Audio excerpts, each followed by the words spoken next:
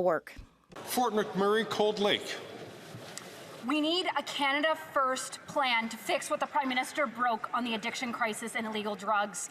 47,000 Canadians have died under this Prime Minister's watch. That's more than we lost in the Second World War. We need to fully reverse his liberalization of drugs that kills our people and threatens our borders. We need to secure our borders against the importation of chemical precursors that make fentanyl and other deadly drugs. Criminals are taking advantage of our drug policies and cooking fentanyl ready for export. Will the Prime Minister finally admit his policies have failed and end his insane drug policies?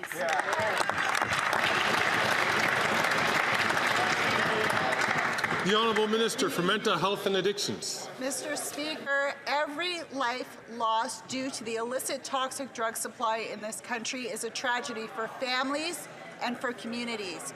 Mr. Speaker, on this side of the House, we've invested over $1 billion in treatment, prevention, harm reduction to save lives.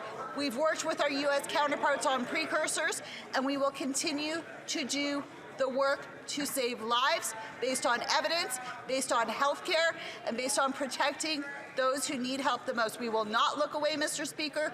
We are here to protect those who need our help. The Honourable Member for Fort McMurray, Cold Lake. That's not a plan. We need a Canada First plan to fix what the Prime Minister broke on the addiction crisis and illegal drugs. There's been a 200% annual increase in drug deaths under his watch. We need to fully reverse his liberalization of drugs, ban the drugs, prosecute every trafficker, secure our borders against drugs and chemical precursors that are making fentanyl and other deadly drugs. We need treatment and recovery so we can bring our loved ones home drug-free. Will the Prime Minister finally act in the interest of Canadians and fully reverse course on his radical liberalization of drugs? Hear, hear.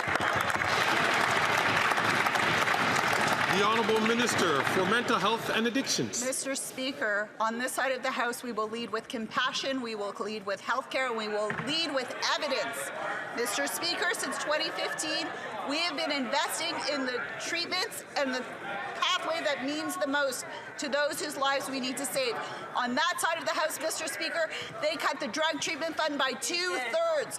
When they cut the CBSA, they cut the drug checking laboratories, they don't protect Canadians, they don't address the illicit drug supply, and they don't understand that people need health care and help, and they need our compassion. Shame on them, Mr. Speaker.